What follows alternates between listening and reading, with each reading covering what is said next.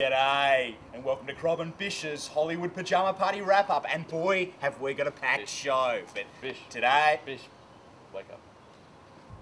Bish. Bish, wake up.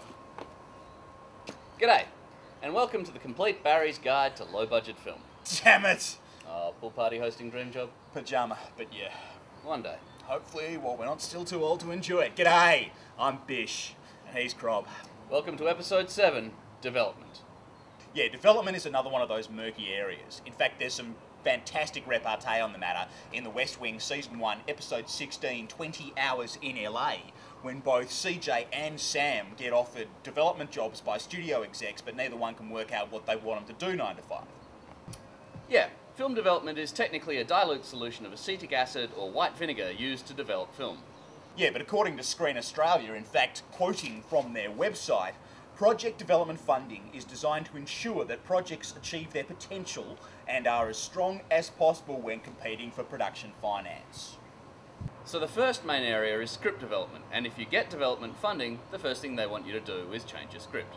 That's one of the problems with institutionalised film development. If they like your script and they want to fund your script, then they're going to have to give you development money. And if they give you development money, then they kind of have to get you to change your script, because that's the only way you can show development. So if Bill Shakespeare walked into a studio or a funding body today and said, look, I've got this idea for a little script, it's called Julius Caesar, it may be a good little show, just perhaps the best commentary on politics, greed and ambition in the history of Western civilization, they would have to go, yeah, but we have to develop it. So have you thought of maybe a gay love interest for Cassius, or maybe some comical wedding difficulties for Brutus and Calpurnia? Because we see this whole thing going in a kind of romantic comedy kind of direction. Oh, and if you could work in a retard, you get an Oscar. Careful, mate. Remember the outcry over the use of that word in Tropic Thunder. Yeah, but see, that's ridiculous. I mean, who is getting offended? Because I guarantee you, no one has ever been diagnosed. I mean, I guarantee you no one has ever walked into a doctor's office and had the doctor go, I'm sorry, Mr. and Mrs. Smith, but we've run some tests and little Johnny's a retard. Okay, I can assure you, gentle viewer, that Dave means no offence. In fact, he's probably been called a retard more often than anybody else I know. By girls, especially. In fact, the hotter the girl, the more higher the preponderance or probability that she will have called me a retard, or will call me a retard. But look, the point is, it is not going too far to say that in the film industry, everyone is completely obsessed with retards.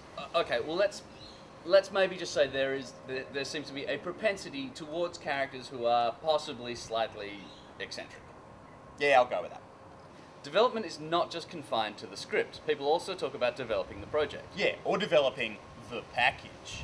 And I am not touching that line with a barge pole, even though that's the appropriate metaphor for my package. Damn it. Touched. So development of the project means getting people attached to direct and act. Yeah, and they will always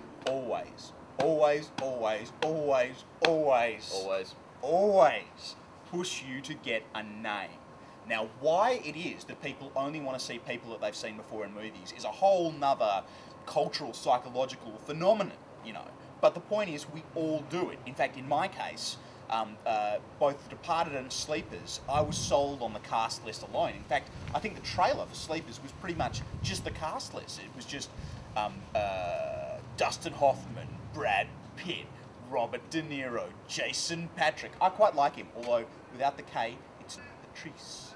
Minnie Driver, Kevin Bacon. Sold, exactly. You don't even care that it was directed by Barry Wag the Dog f***ing Levinson. Barry, the natural Tin Man, Rain Man, Good Morning Vietnam. Dude, Levinson.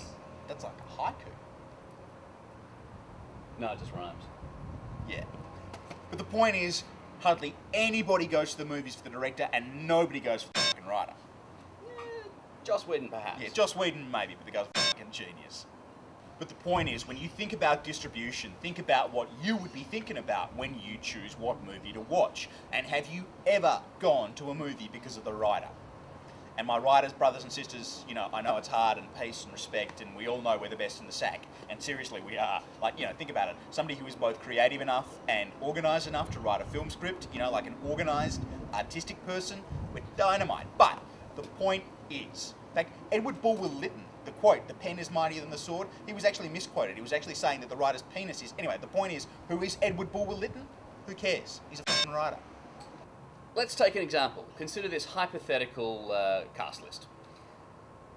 Philip Seymour Hoffman, Sean Connery, Harrison Ford, Robert De Niro, Al Pacino, Brad Pitt, Mark Hamill, in fact, all of Ocean's 11, and Star Wars originals. just Harrison Ford. Uh, Just Harrison Ford. And if he was and still John alive... Cusack. And John Cusack. And Alec Guinness. And if he was still alive, Sir Alec Guinness. Sir, sorry. And then Meryl Streep, Minnie Driver.